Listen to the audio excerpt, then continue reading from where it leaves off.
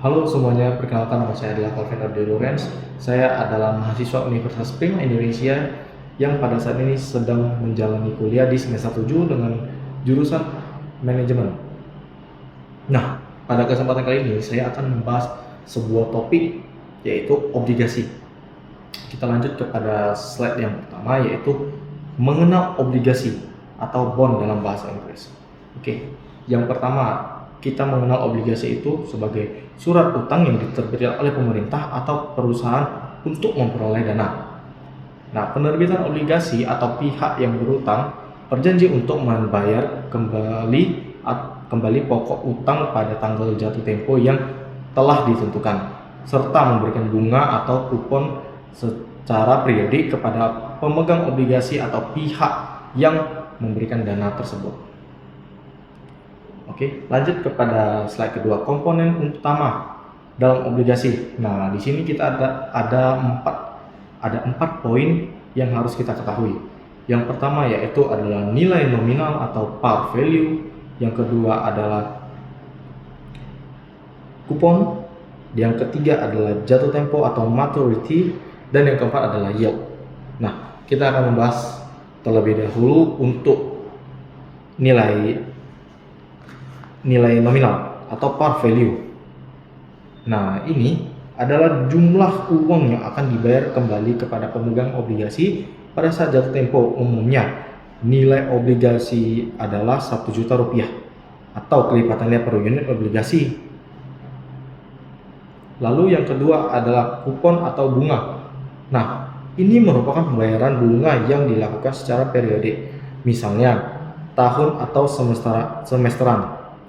Tingkat bunga atau kupon ini biasanya tetap selama masa obligasi.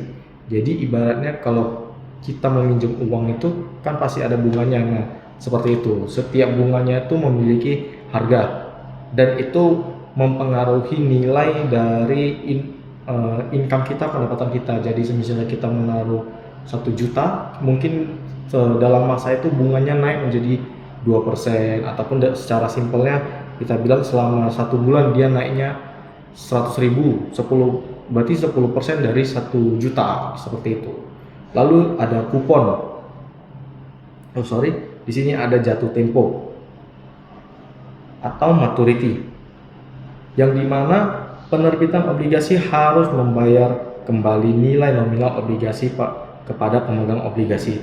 Nah, jadi di sini dimaksudkannya adalah perusahaan atau pemerintah yang memberikan surat hutang kepada kliennya atau customernya, pemberi dana tersebut, harus membayarkan hutang tersebut dengan waktu atau masa yang sudah ditentukan. Misalnya saya memberikan surat hutang kepada A. Nah, kita melakukan perjanjian yaitu dalam tempo sekian harus dibayar, seperti itu untuk jatuh tempo atau maturity. Lalu ada yield, imbalan hasil yang diterima oleh pemegang obligasi yang dihitung berdasarkan harga beli dan bunga yang diterima. Yield bisa berbeda dengan tingkat kupon jika obligasi dibeli dengan harga yang berbeda dari nilai nominalnya. Nah, di sini dibahas tentang imbalan hasil yang diterima oleh pemegang obligasi. Nah, di mana ini merupakan hasil dari bunga dan income yang kita dapat dari obligasi tersebut. Nah, kita lanjut ke slide ketiga, jenis-jenis obligasi.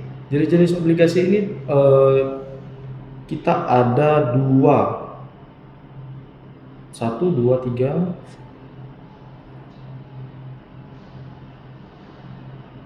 Nah, di sini kita ada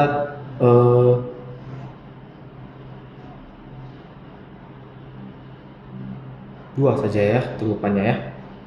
Di sini kita memiliki 2 lanjut ke slide berikutnya, kita ada pembagian obligasi.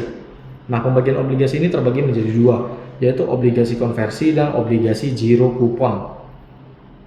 Nah, kita lanjut ke yang pertama, obligasi konversi atau convertible bond. Obligasi yang dapat dikonversi menjadi saham perusahaan pada harga yang telah ditetapkan sebelumnya. Ini merupakan peluang kepada pemegang obligasi untuk memperoleh saham di masa depan. Nah, jadi kita misalnya kita membeli obligasi tersebut, kita membeli surat hutang tersebut, kita bisa saja dikonversikan menjadi saham, di mana kita bisa memiliki sekian persen dari kepemilikan saham dari perusahaan itu untuk obligasi konversi. Lalu yang kedua adalah obligasi zero coupon. Ini obligasi yang tidak membayar bunga secara periodik. Sebagai gantinya, obligasi ini dijual dengan harga diskon atau lebih rendah dari nilai nominal. Dan pembayaran bunga serta pokok dilakukan sekaligus pada saat jatuh tempo. Nah, ini dimana adalah kita tidak menerima bunga dari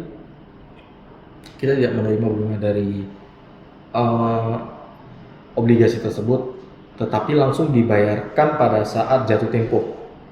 Seperti itu. Lalu di sini di slide berikutnya kita memiliki keuntungan dan resiko dari obligasi. Oke, kita lanjut. Yang pertama adalah keuntungan. Pendapatan tetap, keamanan relatif, dan diverifikasi portofolio. Oke, di sini kita memiliki 3 poin ya. Yang pertama adalah pendapatan tetap. Pemegang obligasi menerima bunga secara berkala.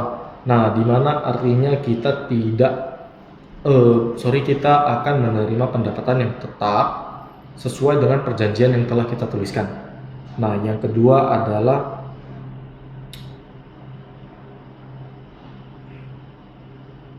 keamanan relatif. Obligasi pemerintah dianggap lebih aman dibandingkan saham. Nah, di sini kenapa dibilang seperti itu? Karena obligasi ini kita lebih diperuntukkan untuk pemerintah, yang dimana obligasi itu pemerintah yang menjual surat hutangnya kepada kita, jadi kita tidak perlu takut dalam hal tersebut karena itu langsung atas nama negara atau institusi. Lalu yang ketiga itu ada diverifikasi portofolio. Memiliki obligasi dapat menambah keberagaman dalam portofolio investasi, mengurangi resiko. Nah, di mana ini adalah sebuah portofolio atau histori kita. Ini adalah nilai untung dari kita, di mana kita memiliki portofolio atau histori investasi yang pernah kita lakukan sebelumnya, seperti itu. Lalu kita memiliki juga resiko dari obligasi tersebut. Nah, kita akan membahas resikonya itu seperti resiko kredit, suku bunga, dan likuiditas. Nah, kita akan membahas yang pertama, yaitu resiko kredit. Resiko bahwa penerbit obligasi tidak dapat membayar bunga atau pokok hutang atau default. Di sini dikatakan bahwa obligasi itu tidak dapat membayar bunga atau pokok hutang. Lalu resiko suku bunga. Di sini dikatakan jika suku bunga pasar naik, harga obligasi di pasar sekunder cenderung turun. Nah, ini dimana diartikan adalah jika suku mata uang kita ataupun suku bunga kita tuh naik, maka harga obligasi tersebut akan turun. Namun ketika suku bunga itu turun, harga obligasi kita akan naik. Nah, itu yang mempengaruhi dari obligasi tersebut. Lalu ada resiko likuiditas. Beberapa obligasi mungkin sulit untuk dijual kembali di pasar sekunder. Ini diartikan mungkin ada beberapa obligasi yang akan kemungkinan sulit untuk dijual ke pasar sekunder, yang dimana memiliki keterbatasan. Lalu kita akan membahas sebuah kesimpulan. Nah, kesimpulan dari obligasi adalah instrumen utang yang digunakan untuk membiayai berbagai kegiatan baik oleh pemerintah maupun perusahaan, dan menawarkan pendapatan tetap kepada pemegangnya dalam bentuk kupon. Namun obligasi juga datang dengan risiko, terutama terkait dengan kemampuan dan penerbitan dalam memenuhi kewajiban finansialnya. Nah, untuk pada saat ini seperti itu dulu yang akan kita bahas. Mohon maaf jika ada kesalahan ataupun materi-materi yang kurang. Terima kasih, sekian.